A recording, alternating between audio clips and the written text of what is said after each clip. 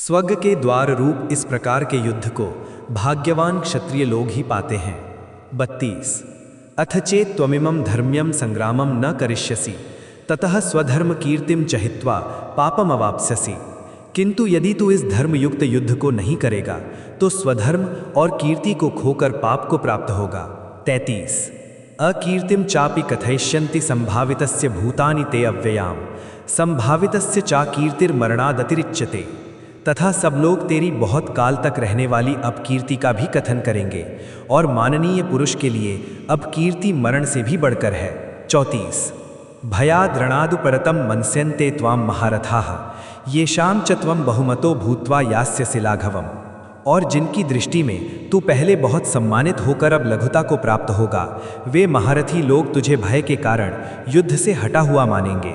35 अवाच्य वादांश्च बहून् वदिष्यन्ति तवाहिताः निंदन्तः तव सामर्थ्यम ततो दुःखतरम नु किम। तेरे वैरी लोग तेरे सामर्थ्य की निंदा करते हुए तुझे बहुत से न कहने योग्य वचन भी कहेंगे, उससे अधिक दुख और क्या होगा।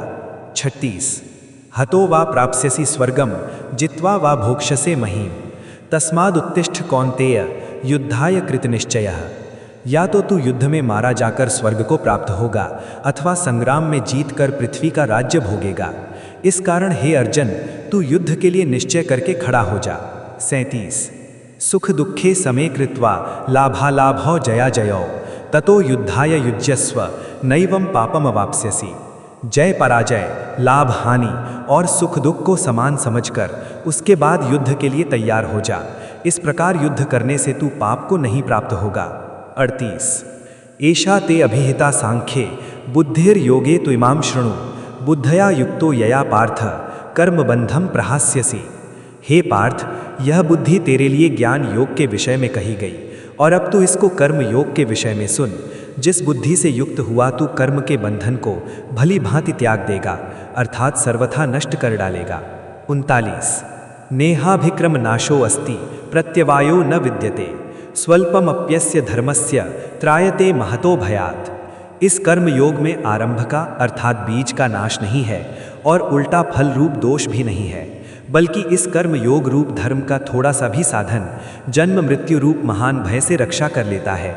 40 व्यवसायात्मिका बुद्धिर एकेह कुरुनंदना बहुशाखा ही अनंताश्च बुद्धयो अव्यवसायिनाम। हे अर्जुन, इस कर्म योग में निश्चयात्मिका बुद्धि एक ही होती है, किंतु अस्थिर विचार वाले विवेकहीन सकाम मनुष्यों की बुद्धियां निश्चय ही बहुत भेदों वाली और अनंत होती हैं। यामिमां पुष्पितां वाचम प्रवदन्ति अविपश्चितः वेदवादरताः पार्थ नान्यगस्तीति वादिनः कामात्मानः स्वर्गपराः जन्म कर्म फलप्रदां क्रिया विशेष बहुलां भोगैश्वर्य गतिं प्रति।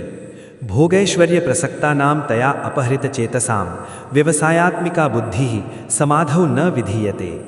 हे अर्जुन, जो भोगों में तन्मय हो रहे हैं, जो कर्म फल के प्रशंसक वेद वाक्यों में ही प्रीति रखते हैं, जिनकी बुद्धि में स्वर्ग ही परम प्राप्य वस्तु है और जो स्वर्ग से बढ़कर दूसरी कोई वस्तु नहीं है, ऐसा कहने वाले हैं, वे अविवेकी जन इस प्रकार की जिस पुष्पित अर्थात दिखाऊ शोभा युक्त वाणी को कहा करते हैं, जो कि जन्म रूप कर्म फल देने वाली एवं भोग और ऐश्वर्य की प्राप्ति के लिए नाना प्रकार की बहुत सी क्रियाओं का वर्णन करने वाली है, उस वाणी द्वारा जिनका चित्त हर लिया गया है, जो भोग और ऐश्वर्य में अत्यंत आसक्त हैं, उन पुरुषों की परमात्मा में निश्चयात्मिका बुद्धि नहीं होती।